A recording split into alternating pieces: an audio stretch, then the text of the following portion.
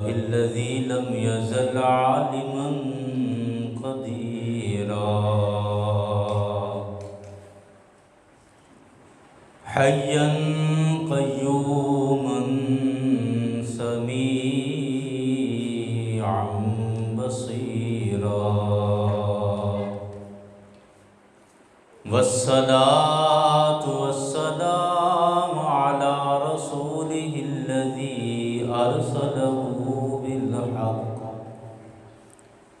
أرسله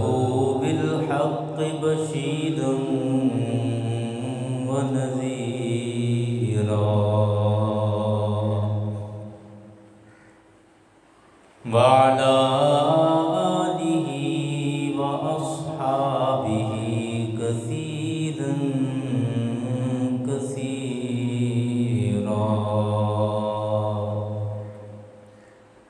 وعلى آله وأصحابه كثيرا كثيرا أما بعد فأعوذ بالله من الشيطان الرجيم بسم الله الرحمن الرحيم وأقيموا الصلاة وآتوا الزكاة صدق الله العظيم إن الله وملائكته يصلون على النبي يا أيها الذين آمنوا صلوا عليه وسلموا تسليما بلند آواز سے پڑھ لیں الصلاۃ والسلام علیک یا رسول اللہ الصلاۃ والسلام علیک یا نبی اللہ الصلاۃ والسلام علیک یا شفیع المذنبین وعلی آلک واصحابک یا رحمتا للعالمین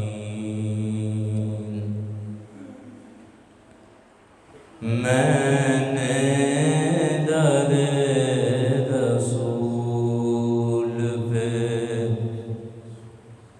میں نے در رسول پہ سر کو جھکا دیا میں نے در رسول پہ سر کو جھکا دیا میرا نصیب میرا نصیب میرے نبی نے جگا دیا میرا نصیب میرے نبی نے جگا دیا میں نے در رسول پہ سرشار کر دیا مجھے بے خود بنا دیا سرشار کر دیا مجھے بے خود بنا دیا اے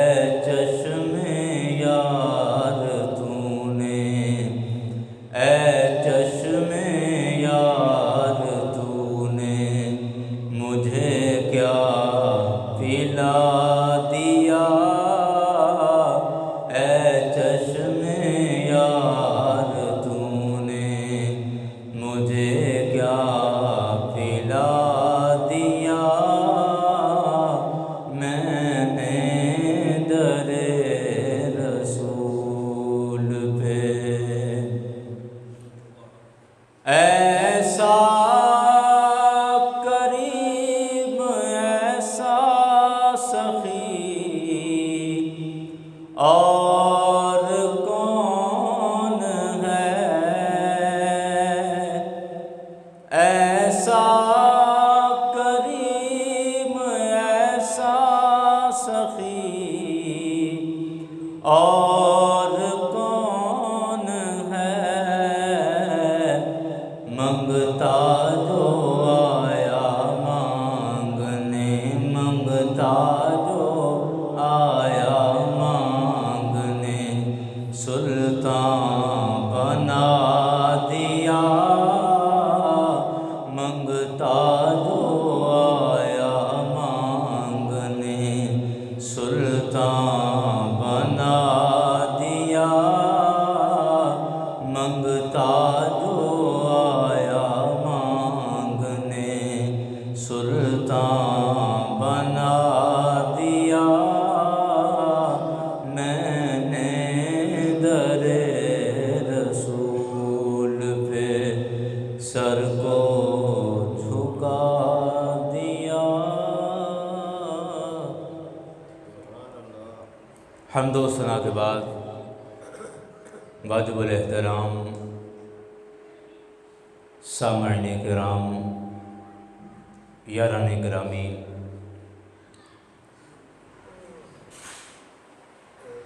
آج کے خطبے میں قرآن پاک سے جو آیت کریمہ تلاوت کی ہے، اللہ تبارک و تعالی نے اس آیت مبارکہ میں ہمارے ذمے دو اہم فرض ہیں جن کا ذکر فرمایا ہے۔ پہلا ارشاد فرمایا کہ وَأَقِیمُوا الصَّلَاةَ، نماز قائم کرو، یہ پہلا فرض ہے۔ دوسرا فرمایا وَآتُوا الزَّکَاۃَ، زکوٰۃ ادا کرو۔ آج کی ساری تقریر میں ہم زکوٰۃ کے حوالے سے بات چیت کریں گے۔ ابھی رجب شریف کا مہینہ گزرا ہے، یہ شعبان المعظم ہے، آج غالباً 4 تاریخ ہے۔ اس کے بعد ماہ رمضان آ جائے گا انشاءاللہ۔ تو یہ وہ مہینے ہیں کہ ہم عام طور پر اپنی زکوٰۃ ان مہینوں میں نکالتے ہیں، یا ان مہینوں میں زکوٰۃ کے ادا کرنے کو ترجیح دیتے ہیں، اور اس میں کوئی حرج بھی نہیں ہے کہ یہ مہینے فضیلت والے اور برکت والے ہیں۔ زکوٰۃ کے حوالے سے بہت ساری غلط فہمیاں، بہت ساری غلطیاں ہمارے اندر موجود ہیں جن کو ہم مسلسل کر رہے ہیں۔ اس لیے ضروری سمجھتا ہوں کہ زکوٰۃ کے حوالے سے کچھ گزارشات کر دوں۔ روٹین سے تھوڑا ہٹ کے آج کی تقریر ایک طرح سے ایک خشک تقریر ہوگی، لیکن بہرحال اس کا فائدہ اپنی جگہ پہ موجود ہے، انشاءاللہ بہت زیادہ فائدہ ہمیں ہوگا۔ اللہ تعالیٰ نے زکوٰۃ کا حکم ارشاد فرمایا ہے، اور دلچسپی دیکھیے کہ اللہ نے زکوٰۃ اسی مال میں سے مانگی ہے، یا زکوٰۃ کا حکم اسی مال میں سے دیا ہے جو مال اس نے خود عطا فرمایا ہے۔ اپنے ہی عطا کیے ہوئے، اپنے ہی دیے ہوئے مال میں سے اس رب نے اپنی راہ میں خرچ کرنے کا حکم دیا ہے۔ عام طور پر کمائی کے 2-3 ذریعے ہیں، اور ان کو اگر ہم دیکھ لیں تو ان دو تین ذریعے جو کمائی کے، پیسہ کمانے کے ہیں، ایک حد تک ان میں ہماری کوشش، ہماری کاوش، ہماری محنت کا عمل دخل ہوتا ہے، لیکن ایک ایسی پھر لائن آ جاتی ہے کہ اس لائن سے آگے ہم کراس نہیں کر سکتے، اس سے آگے ہمارا اختیار، ہمارا چارہ، ہمارا بس ختم ہو جاتا ہے۔ اس لائن سے آگے پھر اللہ کا فضل شروع ہوتا ہے، اور جب تک اللہ کا فضل شامل حال نہیں ہوتا، ہم کبھی بھی پیسہ نہیں کما سکتے، کبھی بھی ہم مال جمع نہیں کر سکتے۔ مثال کے طور پہ آپ دیکھیے کہ ایک دکاندار دکان چلاتا ہے اور اس نے 50,000 روپے، لاکھ روپیہ لگا کے، کوئی سودا صرف لگا کے اس نے دکان میں سے جا کے بیٹھ گیا۔ پیسہ تو وہ خرچ کر چکا ہے، دکان بھی کرائے پہ لی یا اپنی بنائی، پیسہ لگایا۔ پیسہ لگانے کے بعد ایک طریقہ، ایک ترتیب لگا کر وہ بیٹھ گیا، اپنا ایک شیڈول اور ٹائم ٹیبل بنا کر بیٹھ گیا۔ وہ جگہ بھی تلاش کرتا ہے کہ مجھے کس طرح کی دکان بنانی ہے، تو اس کے لیے کون سا چوک زیادہ بہتر ہوگا، کس گلی میں یہ بناؤں تو زیادہ میں کام کر سکوں گا۔ یہ ساری اس کی اپنی محنت ہے، یہ ساری اس کی اپنی کوشش اور کاوش ہے۔ یہ سب کچھ کرنے کے بعد بالآخر اس کی دکان تیار ہو گئی، سامان سارا لگ گیا، سب کچھ ہو گیا، وہ لگا سجا کے بنا کے بیٹھ گیا ہے۔ اب مجھے آپ بتائیں کہ کیا اس بات کی اس کے پاس کوئی دلیل، کوئی گارنٹی، کوئی سرٹیفکیٹ ہے کہ ایک دن میں اتنے گاہک اس کے پاس آئیں گے؟ گاہک لانے کا اختیار اس کے پاس ہے؟ کبھی بھی نہیں ہے۔ اپنی محنت، اپنی کوشش جس قدر وہ کر سکتا تھا وہ کرنے کے بعد بیٹھ گیا، ابھی آمدنی شروع نہیں ہوئی، ابھی اس نے 1 روپیہ بھی نہیں کمایا، اور یہیں پر وہ بے اختیار ہو گیا ہے، بے بس ہو گیا ہے۔ اس کا اب کوئی چارہ نہیں ہے ماں سوائے اس کے کہ وہ اللہ کی ذات پر بھروسہ کر کے، اللہ کی ذات پر آسرا کر کے وہ دکان کھول کے صبح کو بیٹھ جائے۔ اس سے زیادہ اس کے اختیار میں کچھ نہیں ہے۔ گاہک آئے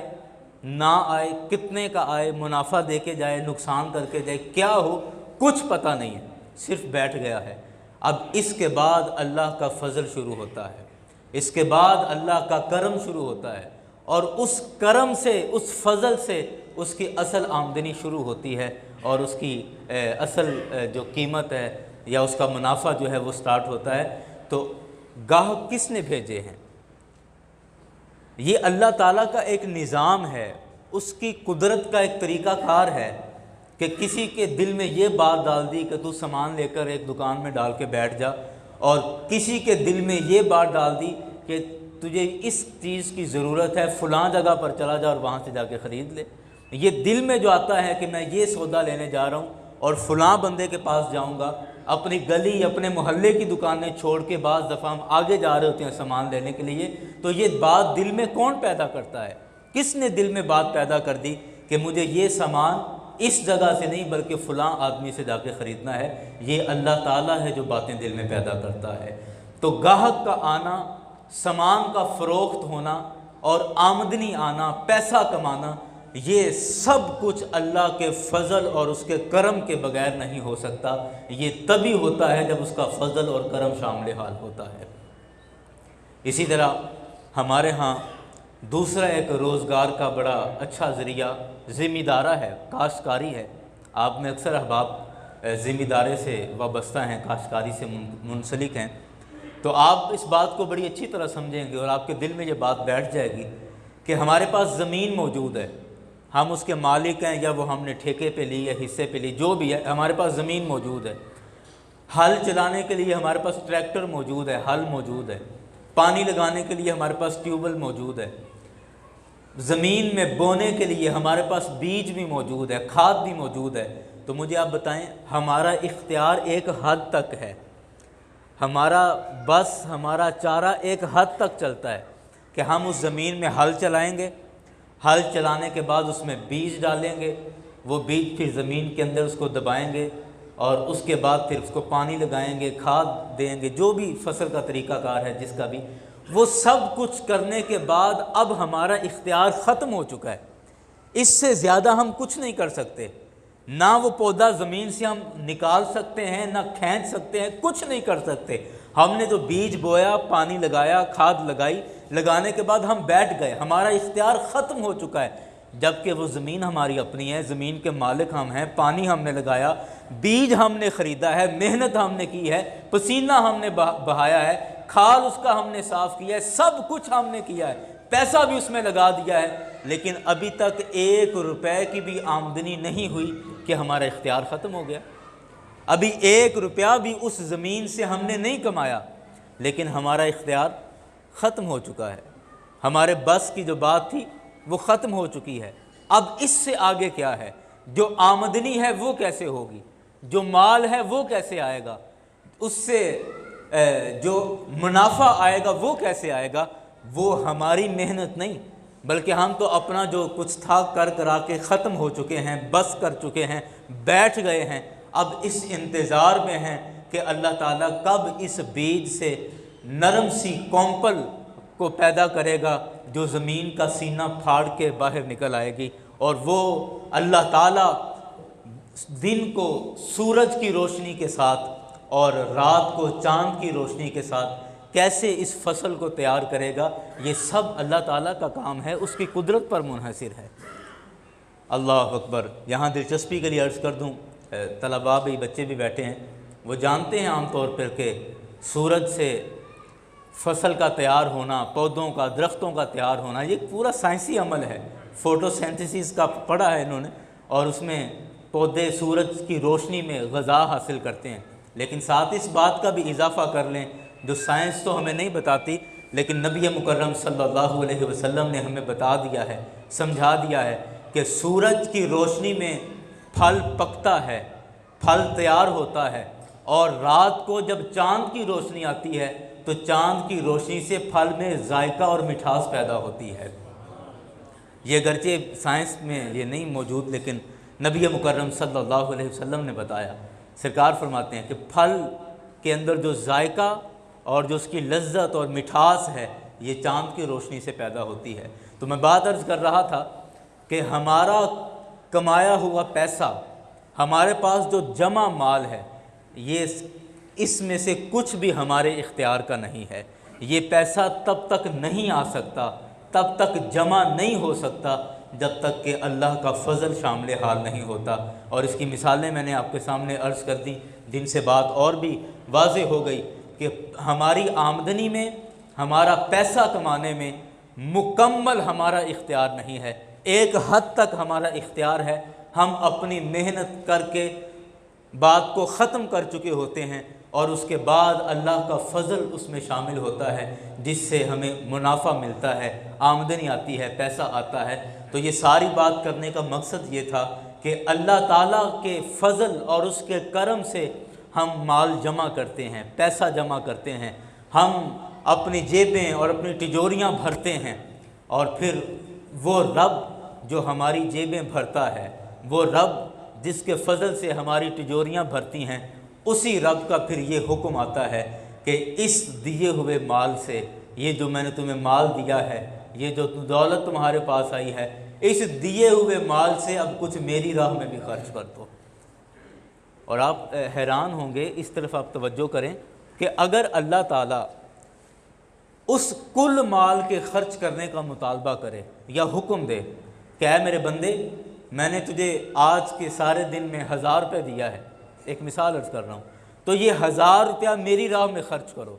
اگر اللہ تعالیٰ اس کل مال کے خرچ کرنے کا بھی حکم دے تو یہ بھی کوئی اس کے انصاف کے خلاف تو نہیں ہے، یہ بھی انصاف کے عین مطابق ہے، اور کوئی نہیں کہے گا کہ یہ تو زیادتی ہو گئی یا یہ ظلم ہے کہ جتنا میرے پاس پیسہ تھا وہ سارے کا سارا خرچ کرنے کا حکم مل گیا ہے۔ یہ بھی زیادتی نہیں ہے، یہ بھی انصاف کے عین مطابق ہے، لیکن قربان جائیں اس کی رحمت پر، اس کے کرم پر، اس کے فضل پر کہ اس نے جتنا مال دیا ہے، جتنا بھی مال دیا ہے، وہ سارے کا سارا خرچ کرنے کو اس نے کبھی نہیں فرمایا، بلکہ نبی مکرم صلی اللہ علیہ وسلم نے بھی بعض موقعوں پر منع فرمایا اپنا کل مال خرچ کرنے کے لیے، لیکن بعض موقعوں پر سرکار نے قبول بھی فرمایا ہے۔ تو اللہ تبارک و تعالیٰ نے کبھی بھی تمام مال خرچ کرنے کا حکم نہیں دیا۔ حکم کتنا ہے کہ 2.5%، یعنی اگر تمہیں 100 روپے اللہ نے عطا کیا ہے تو اس میں سے 2.5 روپے اللہ کی بارگاہ میں پیش کرنے ہیں، اس کی راہ میں پیش کرنے ہیں، اور یہ بھی روز نہیں پیش کرنے بلکہ سال میں بھی صرف ایک دفعہ پیش کرنے ہیں۔ جتنا مال اس نے دیا، جتنی رقم اس نے دی، جتنا اس نے پیسہ دیا، اس میں سے صرف 2.5%، 40واں حصہ 100 میں سے 2.5 روپے دینے ہیں، اور وہ بھی روز نہیں، جبکہ پیسے وہ روز دے رہا ہے، دہاڑی ہماری روز کی لگ رہی ہے، تنخواہ ہم ہر مہینے جمع کرتے ہیں، لیکن دینے کا حکم کب ہے؟ صرف سال میں ایک دفعہ، سال میں ایک دفعہ دینے ہیں، اور وہ بھی کل مال نہیں بلکہ کل مال کا صرف 2.5% دینا ہے، اور اس کو زکوٰۃ کہا جاتا ہے۔ اللہ تبارک و تعالیٰ نے اس کی مقدار اور اس کی مقدار کا سارا تعین خود بیان فرما دیا، اور نبی مکرم صلی اللہ علیہ وسلم نے بھی اس کا طریقہ کار سارا بیان فرما دیا۔ اس کے بعد آپ دیکھیں، آپ ہر بندہ اپنی کتاب کا عالم ہے، وہ زیادہ جانتا ہے کہ میں نے اپنی زندگی کیسی گزاری ہے اور میں کیا کر رہا ہوں، اب میں زندگی کیسی گزار رہا ہوں۔ میں آپ کے بارے مکمل نہیں جانتا، آپ کی زندگی کے بارے، آپ میرے بارے مکمل نہیں جانتے، لیکن ہر کوئی اپنے بارے تو مکمل جانتا ہے۔ تو آپ زیادہ بہتر سمجھ سکتے ہیں۔ آپ مجھے بتائیں کہ کبھی ہم نے، یا ہم میں سے کتنے افراد ہیں کہ جنہوں نے اس اعتبار سے زکوٰۃ نکالی ہے، اس اعتبار سے زکوٰۃ ادا کی ہے کہ یہ اللہ تعالیٰ کی طرف سے مجھ پہ فرض کردہ مقدار ہے، اور میں اس کا حساب کتاب کر کے، پورا حساب کر کے، جتنی مجھ پہ زکوٰۃ بنتی ہے میں باقاعدگی سے ہر سال وہ زکوٰۃ ادا کرتا ہوں۔ بڑے گنے چنے لوگ ہوں گے۔ اگر ہم اس وقت 100 لوگ بیٹھیں تو ہم میں سے بمشکل، بڑی مشکل 5 سے 10 افراد ایسے ہوں گے کہ جو بڑے وثوق کے ساتھ یہ کہیں گے کہ جی ہم ہر سال باقاعدگی کے ساتھ پورا حساب کر کے زکوٰۃ کی رقم ادا کرتے ہیں۔ ہم نہیں کرتے۔ ہم میں زکوٰۃ ادا کرنے کے حوالے سے 2-3 گروپ بن چکے ہیں۔ ایک گروپ تو وہ ہے جو ہمیشہ سے ابھی تک یہی سمجھتا آیا ہے کہ ہم پر زکوٰۃ فرض ہی نہیں ہوئی، چونکہ ابا جی بھی زکوٰۃ نہیں دیتے ہوتے تھے تو ہم پہ تو شروع سے ہی زکوٰۃ فرض ہی نہیں ہے، تو لہٰذا ہم پہ بھی زکوٰۃ فرض نہیں ہے، اور کبھی دھیان ہی نہیں گیا اس طرف کہ ہم کوئی اپنی جمع پونجی کا کوئی حساب کتاب کر لیں کہ ہم پہ زکوٰۃ بنتی بھی ہے یا نہیں بنتی، اس طرف خیال ہی نہیں کیا۔ ایک طبقہ وہ ہے، ایک طبقہ وہ ہے کہ جن کے دل میں تھوڑا بہت آتا ہے کہ نہیں میرے پاس ٹھیک ٹھاک ہے، گزارا میرا اچھا ہو رہا ہے، چل رہا ہے، اگر کہ میں تھوڑے بہت نکال بھی دوں تو خیر ہے، کوئی اتنا فرق نہیں پڑتا، تو مجھے زکوٰۃ نکالنی چاہیے۔ اور یہ طبقہ جو ہے عام طور پہ ایسے کرتے ہیں کہ اٹا سٹا لگا کے کہ چلو اتنے کو پیسے ہیں یا ٹھیک ہے جی خیر خیرات کرتے، چل ٹھیک ہو، زکوٰۃ بھی ہے، خیرات بھی ہے، صدقہ بھی ہے، سارا کچھ یہ لو جی یہ ہم نے ادا کر دی۔ ایک طبقہ ہم میں سے وہ، اور ایک وہ طبقہ ہے جو بڑا مختصر ہے کہ جو اپنے کل مال کا باقاعدہ حساب رکھتے ہیں اور پھر سال کے گزرنے پر پورا حساب کر کے باقاعدگی کے ساتھ اس کی زکوٰۃ ادا کرتے ہیں۔ اللہ تبارک و تعالیٰ نے قرآن مجید فرقان حمید کے اندر ایک موقع پر زکوٰۃ ادا نہ کرنے والوں کے حوالے سے قرآن پاک میں سورہ توبہ کے اندر ارشاد فرمایا الذین یکنزون الذھب والفضہ، کہ وہ لوگ جو سونا اور چاندی جمع کرتے ہیں، یکنزون کنز سے بنا ہے، کنز کہتے ہیں خزانے کو، جو سونا اور چاندی کے خزانے جمع کرتے ہیں، مال جمع کرتے ہیں، لیکن ولا ينفقونها فی سبیل اللہ، مال جمع تو کرتے ہیں لیکن اس کو اللہ کی راہ میں خرچ نہیں کرتے، یعنی زکوٰۃ اس کی ادا نہیں کرتے۔ یہ قرآن پاک فرما رہا ہے۔ اللہ نے فرمایا اس کے ساتھ کیا ہوگا، اے میرے پیارے حبیب صلی اللہ علیہ وسلم، اس کے ساتھ ہوگا یہ کہ فَبَشِّرْهُمْ بِعَذَابٍ عَلِيمٍ، میرے پیارے اس کو دردناک عذاب کی خوشخبری سنا دیجیے۔ حالانکہ عذاب کی خوشخبری نہیں ہوتی، عذاب کی خبر خوش خبر نہیں ہے، خوشخبری نہیں ہے، لیکن یہ محض حقارت کے لیے اور رسوائی کے لیے کہا کہ ان کا جیسے ہم بھی کہتے ہیں نا کہ تو نے جو حرکتیں کی ہیں اب تیرا انعام یہی ہے کہ اب تجھے اتنے جوتے پڑھیں، تو حالانکہ جوتے پڑھنا کوئی انعام تو نہیں ہے، لیکن یہ محض تحقیر کے لیے، تذلیل اور رسوائی کے لیے کہا جاتا ہے۔ قرآن پاک میں بھی اللہ نے فرمایا فَبَشِّرْهُمْ بِعَذَابٍ عَلِيمٍ، اے میرے پیارے ان کو خوشخبری سنا دیں کہ وہ اپنے تائیں تو خوش ہو رہے ہیں نا کہ اتنا پیسہ جمع ہو گیا، اتنا سونا جمع ہو گیا، اتنی چاندی جمع ہو گئی، اتنا مال آ گیا ہمارے پاس۔ میرے پیارے ان کو خوشخبری سنا دیں کہ تم جس خوش فہمی میں پھر رہے ہو نا، اللہ نے تمہارے لیے دردناک تڑپا دینے عذاب تیار کر کے رکھا ہوا ہے۔ اللہ اکبر، اللہ اکبر۔ یاران گرامی، ہمیں اندازہ نہیں ہے کہ یہ کتنا سخت گناہ کرتے ہیں ہم زکوٰۃ نہ ادا کر کے، زکوٰۃ کو روک کر ہم اپنے سارے بقیہ مال پہ بھی پانی پھیر لیتے ہیں، اس کے حلال ہونے کو ہم سارا تباہ کر لیتے ہیں۔ اور یہ جو اٹے سٹے سے زکوٰۃ ادا کرنا ہے، اس کے متعلق میرے کریم آقا صلی اللہ علیہ وسلم کی حدیث کا یہ مفہوم ہے کہ اگر ایک بھی زکوٰۃ کا مال، 1 روپیہ بھی اس کا ہمارے اپنے مال میں شامل ہو گیا تو وہ مال کی ساری برکت کو ضائع کر دے گا۔ یعنی زکوٰۃ ہم نے ادا کرنی تھی، بالفرض ہم پر بنی تھی 10,000 روپے، ہم نے اٹے سٹے سے 7-8 ہزار روپے ادا کر دیے، اب جو بقیہ پیسے ہم نے اپنے مال میں شامل کر لیے ہیں وہ ہمارے بقیہ سارے مال کی برکت کو خراب کر دیں گے اور اس کی برکت ختم کر دیں گے۔ یاران گرامی، میں آخر میں یہ چاہتا ہوں کہ زکوٰۃ کا ایک بڑا آسان سا طریقہ آپ کے سامنے بیان کر دوں اور حساب کتاب کرنے کے حوالے سے، تاکہ ہمیں زکوٰۃ ادا کرنے میں ایک تو رغبت ہو کہ بھئی یہ تو بڑا آسان ہے، یہ تو ہم کر سکتے ہیں، اور دوسرا یہ کہ ہم آسانی کے ساتھ اپنے مال کو باقاعدہ گن کے اس کا حساب کتاب کر کے ہم اس کی زکوٰۃ ادا کر سکیں۔ سب سے پہلے آپ دیکھیں کہ ہمارے کل مال میں کس کس چیز پر زکوٰۃ بنتی ہے اور کس پر نہیں بنتی، یہ سمجھنے کے لیے آپ تھوڑی سی گفتگو سنیں اور یہ توجہ کے ساتھ ذہن میں بٹھائیے گا ساری باتیں۔ ہمارے استعمال کی جتنی بھی چیزیں ہیں جن کو ہم ریگولر استعمال کر رہے ہیں، روزانہ کی بنیاد پر استعمال کر رہے ہیں، ان میں سے کسی پر بھی کوئی زکوٰۃ نہیں ہے۔ مثلا ہمارے استعمال کے لیے سواری کسی طرح کی بھی ہم نے رکھی ہے، وہ بھلے آپ نے 50 لاکھ کی بھی گاڑی استعمال کرتے ہیں، اس گاڑی پر کوئی زکوٰۃ نہیں ہے، استعمال کی سواری پر کوئی زکوٰۃ نہیں ہے۔ آپ جتنی مرضی مہنگی گاڑی استعمال کریں، کوئی زکوٰۃ نہیں ہے اس پر۔ آپ نے اپنی حفاظت کے لیے اسلحہ رکھا ہے، جتنا مرضی قیمتی اسلحہ رکھیں، جتنی مرضی ہیوی مشینری آپ رکھیں اسلحے کے لیے، اپنی حفاظت کے لیے، آپ کے اسلحے پر، ہتھیار پر کسی طرح کی کوئی زکوٰۃ نہیں ہے۔ 2 چیزیں ہو گئی۔ تیسرا، آپ کے پہننے کے کپڑے،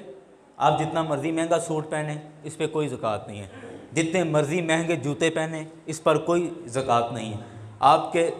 گھر میں برتن جتنے مرضی اچھے ہوں، جتنے مرضی مہنگے ہوں، کوئی زکوٰۃ نہیں ہے۔ چارپائیاں، بستر، یہ وہ گھر کا جتنا بھی سامان ہے، فرنیچر جتنا مرضی آپ اچھے سے اچھا استعمال کریں، اس پر کسی طرح کی کوئی زکوٰۃ نہیں ہے۔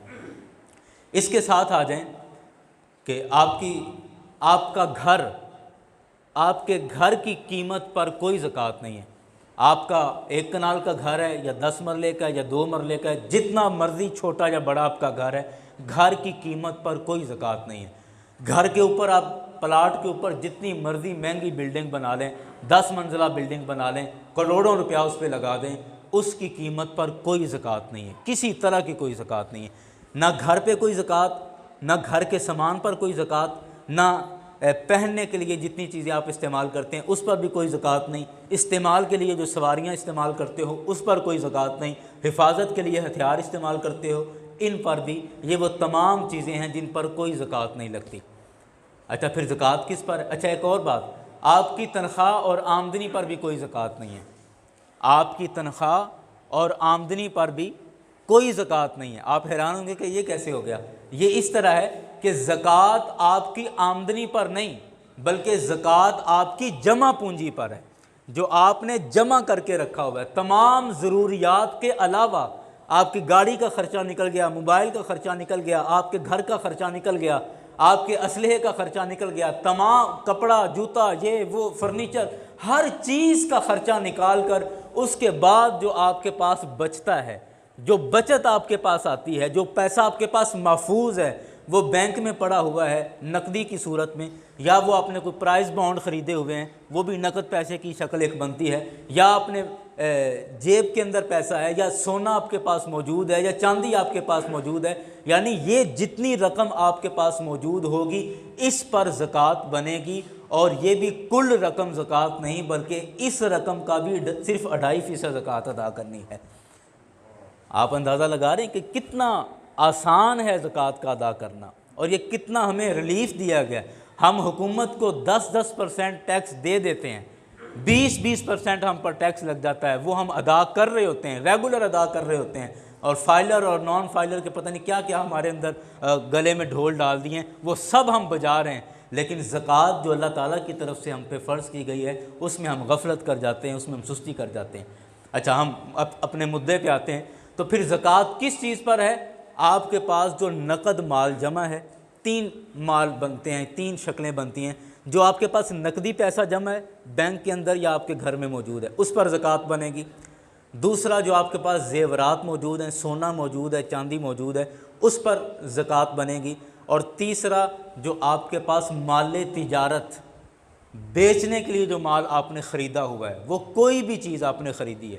اگر آپ گاڑی استعمال کے لیے خریدی ہے کوئی زکوٰۃ نہیں، لیکن اگر گاڑیوں کا آپ کا کاروبار ہے، آپ گاڑی خریدتے ہیں بیچنے کے لیے، منافع نکال کے پھر اس کو بیچ دیتے ہیں، تو اب اس گاڑی پر زکوٰۃ بنے گی، کیونکہ اب یہ مال تجارت ہو چکا ہے، کاروباری پیسہ بن چکا ہے۔ اسی طرح بھینسوں پر کوئی زکوٰۃ نہیں ہے، لیکن اگر بھینسیں خریدنا بیچنا آپ کا کاروبار ہے، آپ بھینسیں خریدتے ہیں آگے بیچتے ہیں، تو اب یہ آپ کا مال تجارت ہے، اب اس پر زکوٰۃ بنے گی۔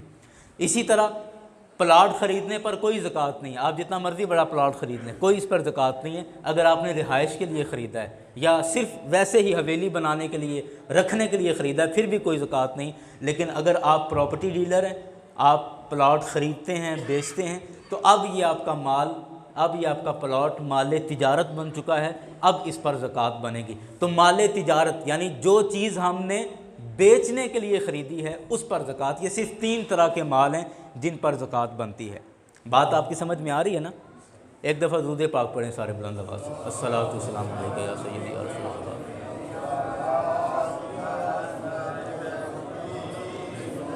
الصلاۃ والسلام علیک یا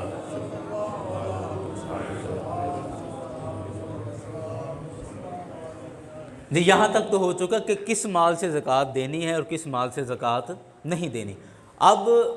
یہ مال جو ہمارے پاس موجود ہے، نقد پیسے لگا لیں، سونا چاندی لگا لیں یا مال تجارت لگا لیں، ان کی بھی ایک لمٹ ہے، ایک حد ہے، اور وہ حد کیا ہے؟ چاندی کی حد میرے نبی مکرم صلی اللہ علیہ وسلم نے بیان فرمائی، 52.5 تولے چاندی۔ کتنی بولے؟ 52.5 52 تولے چاندی ہے، اور اگر اس کی آپ قیمت لگائیں تو میرے خیال تقریباً اتنے کوئی پیسے بنیں گے، 50-55 ہزار کے درمیان تقریباً اس کے پیسے بنیں گے۔ ریٹ اوپر نیچے چاندی کا روزانہ ہی تقریباً ہو جاتا ہے، تو ایک اندازے کے مطابق یہ 50-55 ہزار روپے بنتا ہے۔ اگر آپ کے پاس 50-55 ہزار روپے موجود ہے اور پورا سال یا سال کا اکثر حصہ، اکثر مہینے آپ کے پاس تقریباً 50 ہزار کے قریب رقم جمع رہتی ہے، تو آپ پر زکوٰۃ دینا فرض ہو چکا ہے، آپ پر زکوٰۃ فرض ہو چکی ہے۔ اسی طرح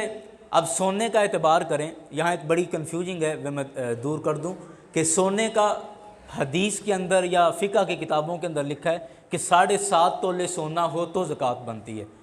تو یہ بات ٹھیک ہے، 7.5 تولے سونا ہو تو زکوٰۃ بنتی ہے، لیکن 7.5 تولے کی آپ قیمت لگائیں تو تقریباً یہ 8.5 لاکھ تک چلی جائے گی۔ اب جو سونے کا ریٹ چل رہا ہے 8-8.5 لاکھ روپے، چاندی کا حساب لگائیں تو 50 ہزار روپے زکوٰۃ بن جاتی ہے، ادھر سونے کا حساب لگائیں تو 8-8.5 لاکھ تک زکوٰۃ بنے گی۔ تو یہ جو قیمت کا اتنا بڑا فرق آ جائے گا، رقم کا اتنا بڑا 50-55 ہزار روپے، تو ہم میں سے اکثر دوست ہیں جن کے پاس سال کا اکثر حصہ تقریباً محفوظ رہتے ہیں اتنے پیسے، لیکن اگر 8-8.5 لاکھ روپے کہیں گے تو پھر تو کوئی اکا دکا ہی ہوگا جس پہ زکوٰۃ بنے گی۔ تو یہ رقم کا بہت بڑا فرق ہے، تو ہم نے کس کا اعتبار کرنا ہے؟ سونے کا اعتبار کریں یا چاندی کا اعتبار کریں؟ تو اس حوالے سے مسئلہ سنیں کہ اگر آپ کے پاس صرف سونا ہے،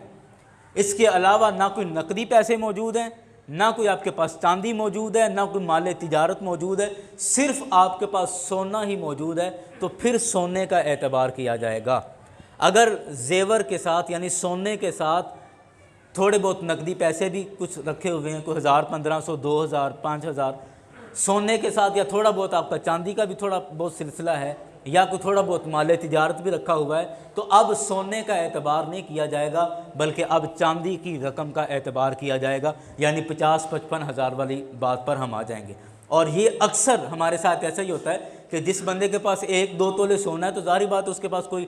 2-4 ہزار بھی ہو تو کم از کم اتنا تو گھر میں پڑا ہی ہوتا ہے، پورا سال 2-4 ہزار 5 ہزار تو گھر میں رکھے رہتے ہیں۔ تو اس اعتبار سے دیکھیں تو سونے کے ساتھ ہمارا نقدی پیسہ مل گیا، تو اب ہم 7.5 تولے کو نہیں دیکھیں گے بلکہ 52.5 تولے چاندی کو دیکھیں گے، اور یہ 50-55 ہزار کے حساب سے اس پر آ جائیں گے۔ اور اگر اس پر آئیں تو پھر 1 تولے پر بھی زکوٰۃ بن جائے گی،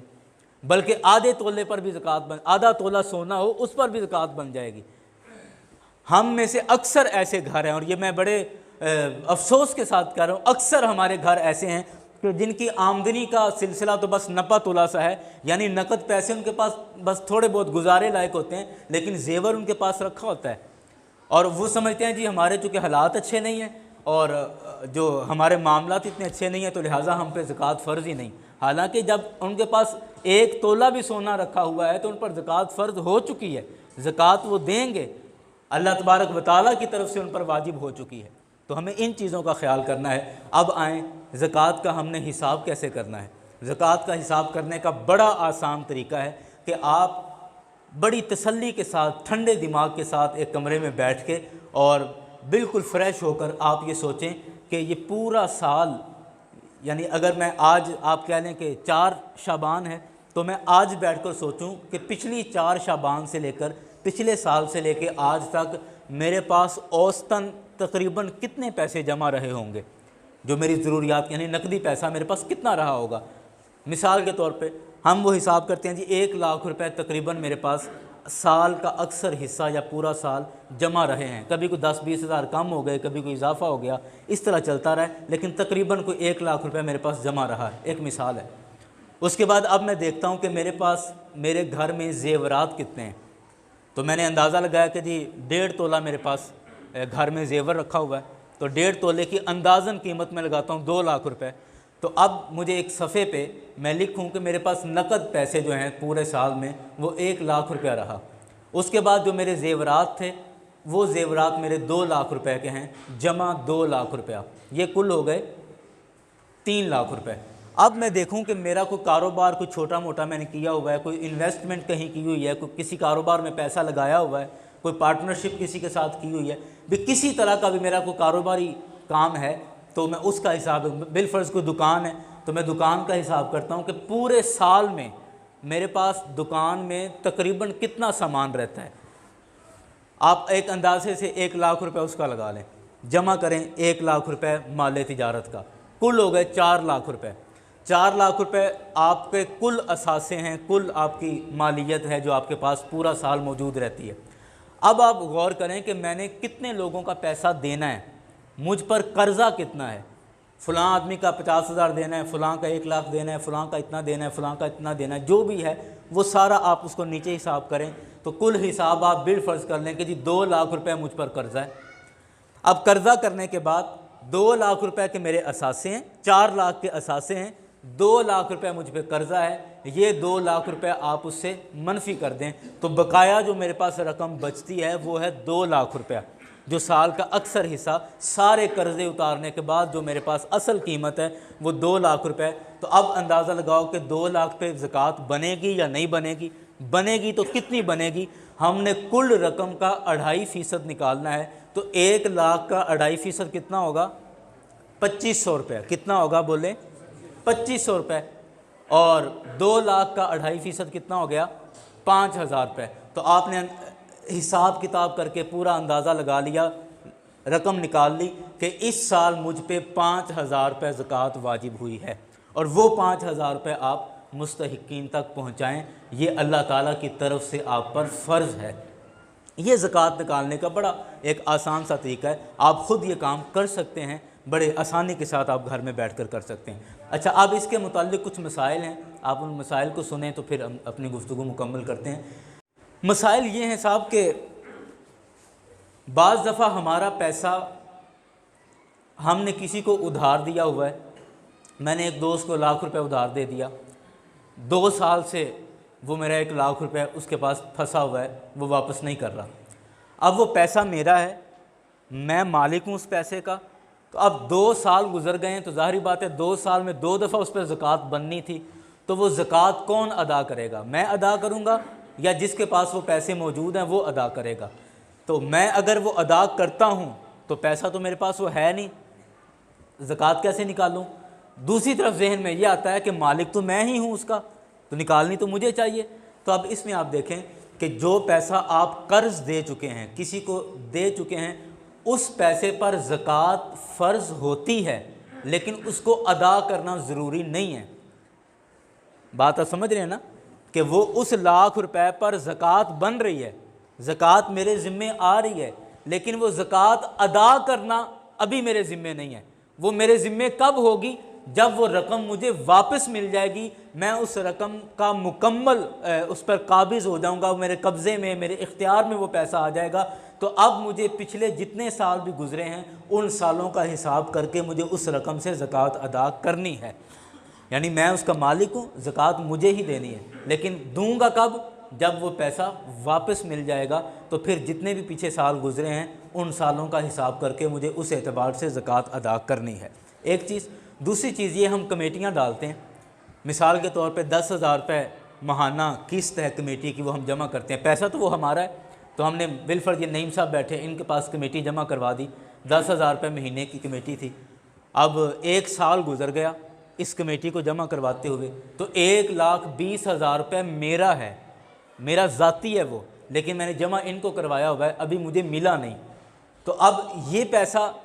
ہے تو میرا، لیکن میرے پاس نہیں ہے،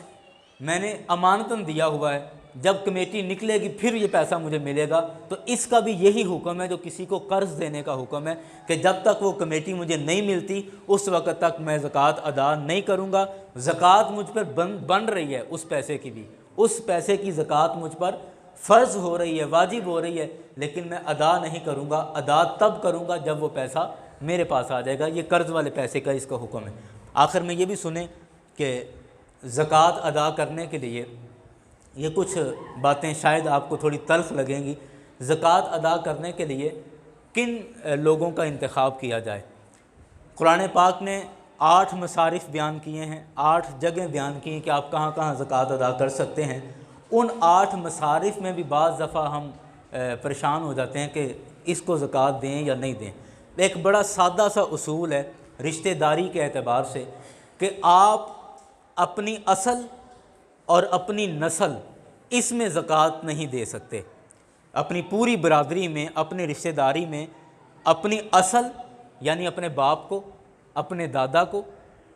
آپ زکوٰۃ ادا نہیں کر سکتے، اس کو زکوٰۃ نہیں دیں گے۔ کیوں؟ میرے کریم آقا صلی اللہ علیہ وسلم کی حدیث پاک ہے، سرکار نے فرمایا انتا و مالک لابیک، تو اور تیرا مال تیرے باپ کا ہی ہے۔ تو لہٰذا اپنے باپ کو زکوٰۃ دینا ایسے ہی ہے جیسے ایک جیب سے نکال کے دوسری جیب میں ڈال دینا۔ تو اپنی اصل میں زکوٰۃ نہیں دی جا سکتی، یعنی اپنے باپ کو نہیں دیں گے۔ اسی طرح اپنی نسل یعنی اپنا بیٹا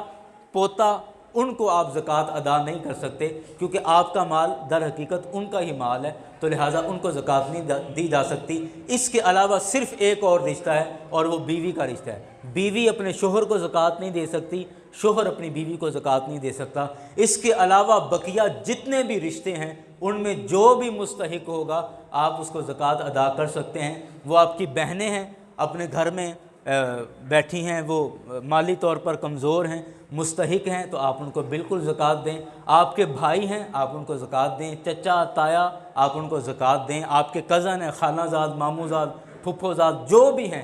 آپ کے رشتہ داروں میں، آپ ان کو جو مستحق ہے آپ ان کو زکوٰۃ ادا کر سکتے ہیں۔ رشتہ داری میں صرف یہ ایک، آپ اپنی اصل، نسل، اور شوہر اپنی بیوی کو اور بیوی اپنے شوہر کو، ان کو صرف زکوٰۃ نہیں دی جا سکتی۔ بقیہ جس کو آپ کا دل چاہے آپ مستحق سمجھیں آپ اس کو زکوٰۃ دے سکتے ہیں۔ اچھا، ہمارے ہاں ایک اور رواج ہے، ہم کہتے ہیں جی وہ فلاں ایک بیوہ ہے تو ہم اس کو زکوٰۃ دیتے ہیں، تو بیوہ ہے نا جی، اس کا شوہر فوت ہو گیا تو لہٰذا وہ بیچاری مستحقہ ہے تو ہم اس کو زکوٰۃ دیتے ہیں۔ بیوہ ہونا زکوٰۃ کے حق کو یا زکوٰۃ لینے کو لازم نہیں کرتا۔ اگر وہ بیوہ، بعض بیوہ ایسی ہیں جو بڑی صاحب حیثیت ہے، ان کا شوہر بڑا مال چھوڑ کے گیا، بڑی زمینوں کی وہ مالکہ ہیں، وہ زیور کی مالکہ، بلکہ خود ان پر زکوٰۃ فرض ہے، تو خالی بیوہ ہونے سے کسی کو زکوٰۃ نہیں دی جائے گی جب تک کہ وہ اس کے حالات جو ہیں وہ مطلب وہ غیر مالک نصاب نہ ہو، اس پر زکوٰۃ فرض اس وقت تک نہیں ہوتی اس کو دینا۔ اسی طرح ہمارے ہاں ایک رواج ہے کہ یتیموں کو زکوٰۃ ہم دیتے ہیں۔ پہلی بات سنیں، ہم یتیم کی تعریف ہی غلط کر رہے ہوتے ہیں اپنے معاشرے کے اندر۔ یتیم بچہ اس وقت تک یتیم ہے جب تک کہ وہ نابالغ ہے۔ جب تک بچہ نابالغ ہے تو اس پر شرعی طور پر یتیم کا حکم لگے گا۔ جب بچہ بالغ ہو گیا ہے تو اب شرعی طور پر اس پر یتیم کا حکم نہیں لگتا۔ اب آپ اس کو یتیم اس معنی میں تو کہہ سکتے ہیں کہ اس کا والد فوت ہو گیا ہے، اس معنی میں آپ یتیم کہہ سکتے ہیں، لیکن شرعی اعتبار سے آپ اس کو یتیم نہیں کہہ سکتے، اور نہ وہ یتیم ہے جب وہ بالغ ہو چکا ہے۔ تو صرف یتیم ہونا ہی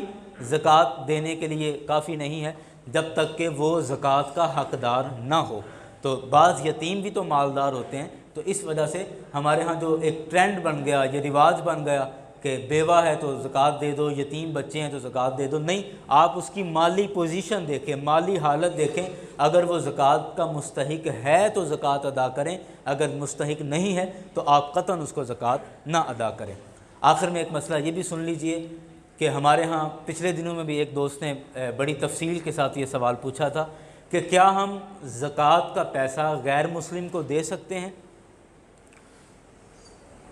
اور غیر مسلم میں بھی ظاہر بات ہے کافی سارے گروپ بنتے ہیں، کیٹیگریز بنتی ہیں کہ ایک تو غیر مسلم وہ ہیں جو کھلے کھلے کافر ہیں، اور ایک غیر مسلم وہ ہیں کہ جو کسی نہ کسی آسمانی مذہب کو مانتے ہیں، جیسے یہودی، عیسائی، یہ کتابی لوگ ہیں، مذہب والے ہیں، آسمانی کتاب کو مانتے ہیں۔ اور پھر اس میں ایک تیسرا درجہ بنتا ہے، وہ درجہ بنتا ہے ذمی کا۔ ذمی کہتے ہیں ایسا غیر مسلم آدمی یا ایسا غیر مسلم فرد جو مسلمان حکومت کے تحت رہ رہا ہے، جیسے پاکستان کے اندر عیسائی رہ رہے ہیں۔ اب یہ عیسائی پاکستان کی حکومت کو ٹیکس ادا کرتے ہیں یہاں رہنے کا، تو اب ان کی جتنی بھی سیکیورٹی، ان کی حفاظت، یہ ساری مسلمان حکومت پر لازم ہے، تو ان کو ذمی کہا جائے گا، ان کو مکمل کافر نہیں کہا جائے گا۔ بہرکیف اب غیر مسلم کو زکوٰۃ کا پیسہ دینا جائز ہے یا جائز نہیں ہے، تو اس حوالے سے آپ سنیں کہ جتنے بھی فرض صدقات ہیں،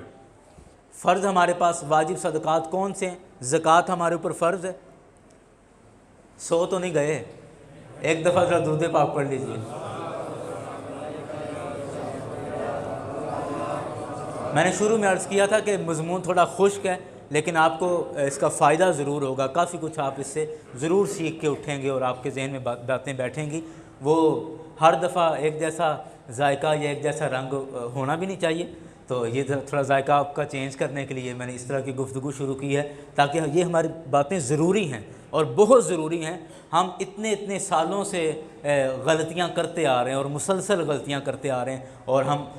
پیسہ